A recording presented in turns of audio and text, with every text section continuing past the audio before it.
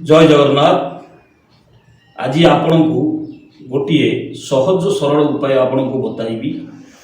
आपण मानकर घर भांगी जाउथिबा घरटी पुनर्बार पुणी जोड़ी होइजिवो। दर्शक बंधु भिडियोटी शेष पर्यंत आपण माने देखिबे। मझिरे मझिरे से भिडियो को काटिबे नाही। जदि काटिदेबे आपण माने ताले भिडियो किछि जानि परिबे नाही। मु आपण को भल सरल सहज उपाय आपण को बताई देबी जहाँकि आपण को जीवन सुधुरी जीव। आपण मानकु कहू नाही मते लाइक करंतु, शेयर करंतु एवं सब्सक्राइब करंतु। मु से कथा कहू नाही। आपण भिडियोटी शेष पर्यंत सुनंतु बा देखंतु। जीवन किछि जदि आमे परिवार भितरे जदि घर करिचे, जदि असुविधा सुविधा अछि, आमे कोन करूचे? भगवान को डाकुचे।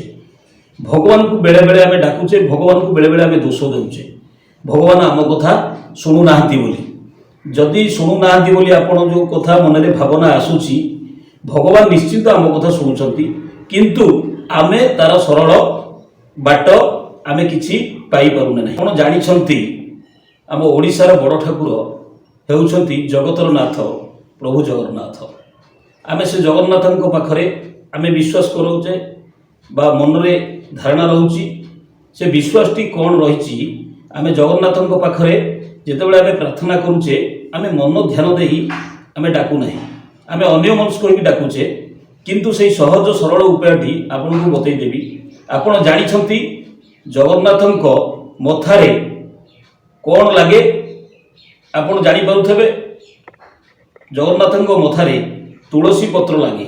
सेही तुलसी पत्र आपण देखिबे प्रत्येक घर अगणारे तुलसी गछटिए अछि बा वृंदावती अछि। सेही वृंदावती पाखकु जिबे, सकाळु स्नान सारी नित्यकर्म सारी आपण कोन करिवे? सेही तुलसी पत्र सेतिरु तीनोटी आपण ताकू छिंडाइबे। छिंडाइला परे आपण कोन करिवे? ए हाथ पापुली रे तीनोटी तुलसी पत्र को थोइबे। तीनोटी तुलसी पत्र को थोई सारला परे आपण को मन भितरे आपण धारणा करिवे जगन्नाथ को स्मरण करिवे।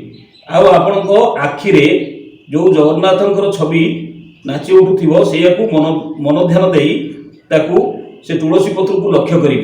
तुलसी पत्र को लक्ष्य करिया परे किछि समय आपण गोटे मिनिट हो बा 2 मिनिट हो आपण ध्यान रे रखिबे, पूरा स्थिर मन रे रहिबे।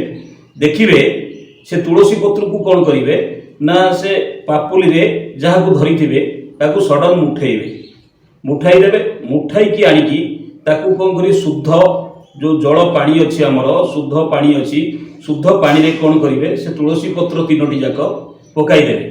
पकाई देई कि आपणको परिवार बा आपणको घर सबुआडे छिंचन कर देबे। छिंचन कला परे आपण देखिबे मात्र 24 घंटा भितरे आपण अनुभव करंतु, आपण देखंतु, परीक्षा करिकि थरे 24 घंटा भितरे आपणकर धीरे धीरे आपणको परिवार सुधुरी जीवो। आपणकर जो क्षति होबाकू जाउची आउ जीव नाही। आपण कोन करूछंती? बेले बेले विभिन्न गुणिया गुणी गारेडी तांत्रिक पाखकू जाउचे, विभिन्न पूजा अर्चना करूचे, लक्ष लक्ष टंका सारुचे, किंतु आपणकर हाथ पाहंतारे अछि, जानि नांती। देखिबे दर्शक बंधु 24 घंटा भितरे आपणकर कार्य सफल हेउची ना नाही। काहेकि मो कथा कहूची ना मु निजे सेतरे अनुभवी एवं आपणको घर भी शुद्ध होई जीवो। तुलसी पत्रर पानी सिंचन कले आपण देखिबे आपणको जीवन पूरा सुधुरी जीवो। धीरे धीरे विभिन्न गति की भल को आगमन करिवो। रहउची जय जगन्नाथ।